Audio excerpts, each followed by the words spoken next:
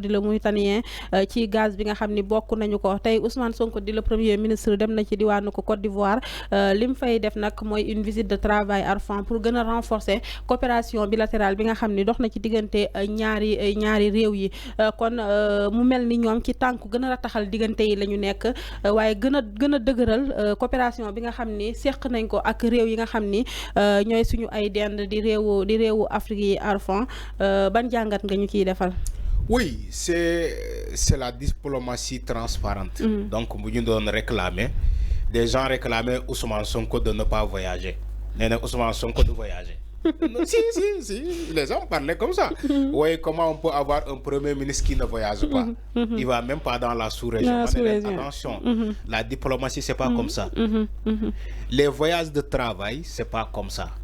nakul ni Ousmane Sonko day jog brique rek mu ne damay dem Côte d'Ivoire wala damay dem Mali wala damay dem Burkina Faso c'est pas comme ça. Il faut que mu am ndigal président de la République. La diplomatie sénégalaise, la première personne ou bien la première institut qui l'incarne mooy le président de la République.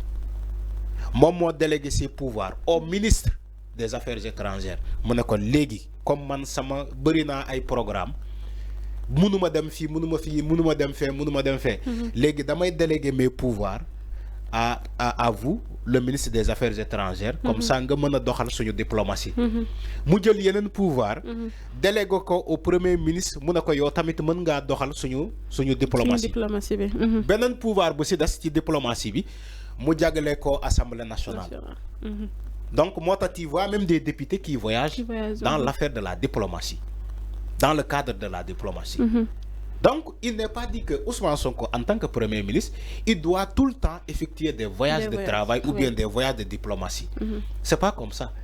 Il faut attendre un programme à ce que le président de la République lui dit que, attends, monsieur le Premier ministre, donc, war nga ma mën a demal Côte d'Ivoire parce que man sama programme dafa chargé. Donc demal ma Côte d'Ivoire nga représenter ma fa demal ma Burkina nga représenter ma nga effectuer un voyage de travail. C'est ce que Ousmane Sonko est en train de faire en Côte d'Ivoire. Un voyage de travail pour 3 jours. Il est là-bas. Donc loolu il faut le saluer. Peut-être pour répondre à mi un peu suñu mbokk yi ñi taxaw dina non pourquoi Ousmane Sonko en tant que premier ministre il voyage pas. Ousmane Sonko il est toujours là au niveau de la primature. Pourquoi par-ci par-là par-là. Alors donc pour lire un peu donc un peu ce qu'il a écrit mon Ousmane Sonko, il a dit d'abord dans le cadre de la rencontre bu mu amoon avec le gagnant, le vainqueur donc des élections de la présidence de la BAD, Ousmane Sonko a dit j'ai accueilli un homme serein, donc Sidi Ould Tah, engagé, porteur d'une vision claire, ambitieuse et progressiste. Yamul fofu Ousmane Sonko nee pour l'institution continentale je lui ai renouvelé donc mes souhaits et prières de succès éclatant dans son mandat. Yamul fofu de Ousmane Sonko, il a dit dans le cadre de la visite mon Ousmane Sonko en tant que premier ministre, il a dit j'ai eu l'agréable plaisir de recevoir le président élu de la BAD, monsieur Sidi Ould Tah, qui m'a fait donc l'honneur de me rendre une visite donc de courtoisie sitôt. Il a insisté même une visite de courtoisie sitôt que je suis arrivé à Abidjan.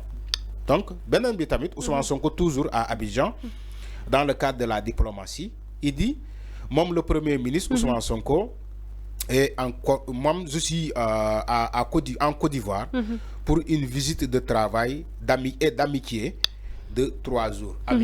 Donc Ousmane Sonko lit le bind mom ni que mom actuellement en tant que premier ministre dans le cadre de la diplomatie sénégalaise, il a effectué un voyage de travail pour 3 jours et d'amitié, un voyage de travail et d'amitié donc pour 3 jours en Côte d'Ivoire. Donc lolu moy dafay renforcer les liens de fraternité, dafay renforcer aussi les liens d'amitié qui nous unissent entre le Sénégal et la Côte d'Ivoire. Dafay renforcer aussi les liens de diplomatie qui nous unissent entre le Sénégal et aussi la Côte d'Ivoire. Donc nous la Côte d'Ivoire, c'est de l'histoire ancienne. Côte d'Ivoire et Sénégal, c'est une histoire ancienne. Bon, les deux pays, nous nous bindons dans la sous-région, surtout dans l'Afrique australe, excusez-moi, dans l'Afrique occidentale, les deux pays occupent une place très importante. La Côte d'Ivoire et le Sénégal.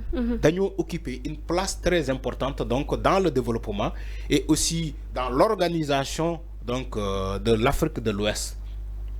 Bon, les pays dominants donc de l'Afrique de l'Ouest, c'est la Côte d'Ivoire et le Sénégal. Même bon, dans la CEDEAO, la CEDEAO, les deux pays là qu'elle n'aimerait pas perdre. CEDEAO, Moussoul Khalat perd le Sénégal parce que la stratégie de ce pays là, la position de ce pays-là, le Sénégal, c'est une plaque tournante au sein de l'Afrique. Le Sénégal, c'est une plaque tournante au sein de l'Afrique. Donc, la CEDEAO peut se permettre de perdre peut-être le Mali, peut se permettre de perdre peut-être le Burkina Faso, peut se permettre peut-être de perdre le Niger, mais la CEDEAO ne va pas se permettre de perdre un pays comme le Sénégal, vu de sa stratégie, sa position géographique et aussi son rôle important dans l'organisation de cette CEDEAO-là. La CEDEAO aussi, amis, ne va pas se permettre de perdre la Côte d'Ivoire. Parce que Côte d'Ivoire aussi a un impact économique donc, au niveau de la CEDEAO, même au niveau de la sous-région. Donc, la Côte d'Ivoire, l'indice du taux de représentation dans l'économie de la sous-région de l'Afrique de l'Ouest, c'est la Côte d'Ivoire que tu peux citer parmi ces tauliers, ces gros cylindres de l'économie. C'est la Côte d'Ivoire qui peut même garantir pour son économie pour d'autres pays. Donc, si Ousmane Sonko est aujourd'hui en Côte d'Ivoire pour une visite de travail, donc on doit s'en réjouir, les deux pays doivent s'en réjouir, donc pour aussi voir leur diplomatie renforcée, pour voir aussi leur fraternité et leur amitié renforcée. Donc il faut saluer donc l'acte qui a été posé par le Premier ministre Ousmane Sonko. Il faut saluer aussi la diplomatie sénégalaise qui est en marche, ami.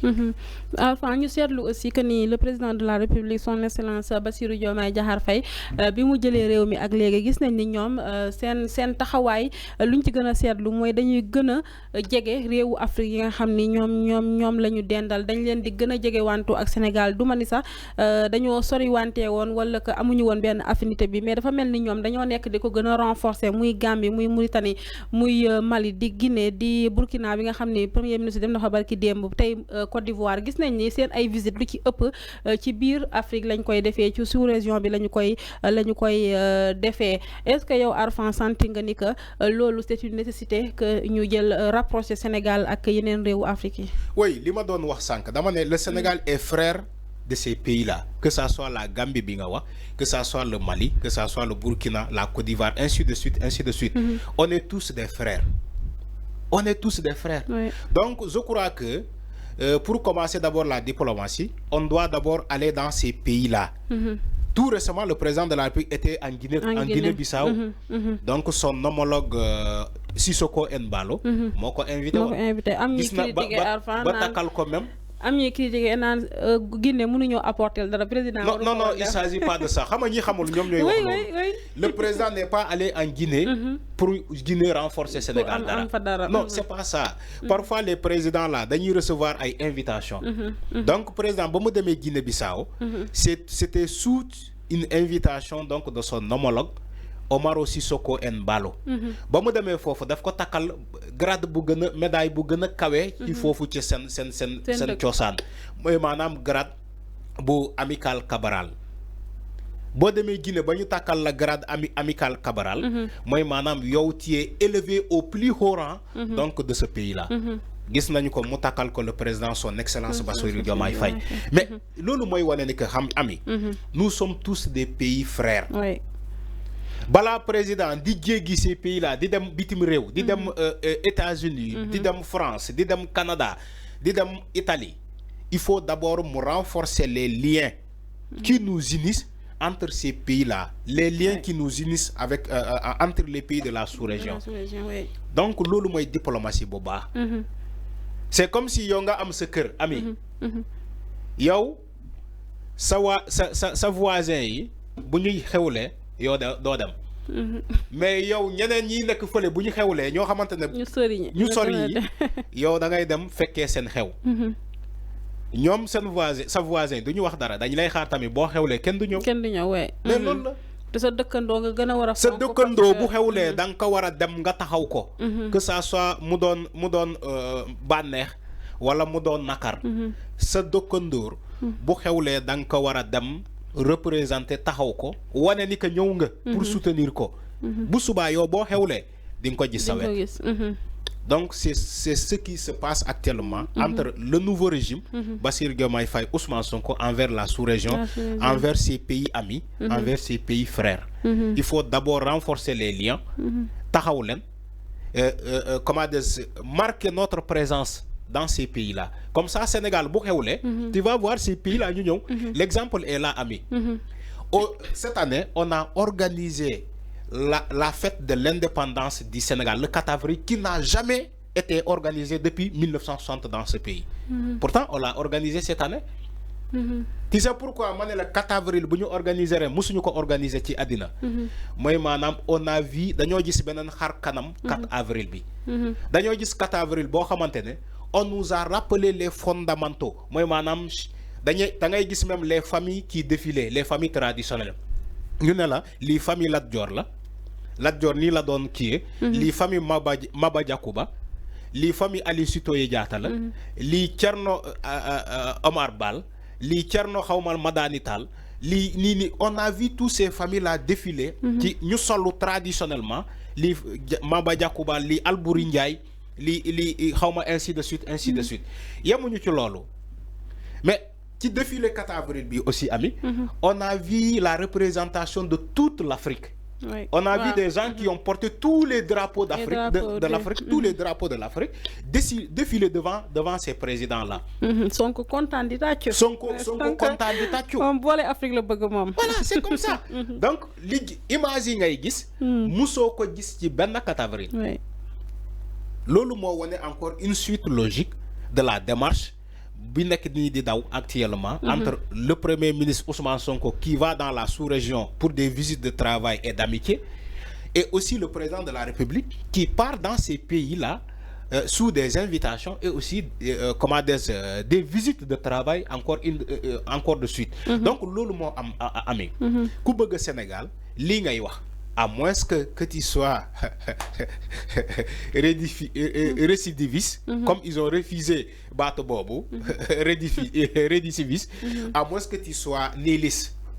Mais vous faites que au Sénégal, moi, la ñor, da nga wara rafetlu ces voyages-là, da nga wara rafetlu aussi ces liens de fraternité qui nous unissent avec ces pays-là. Donc, man li lay wax. Amna solo bu baax Arfan mi ngi noonu kon le premier ministre plutôt Ousmane Sonko en visite en Côte d'Ivoire pour une visite de travail pour renforcer la coopération bilatérale kon war na fa am 3 jours yoo xam ni foofee ca Côte d'Ivoire la koy daal di defee kon mi ngi noonu ñu jàll nag Arfan si coow li nga xam ni jamono ji dal na ci kaw Aïda Mbodj di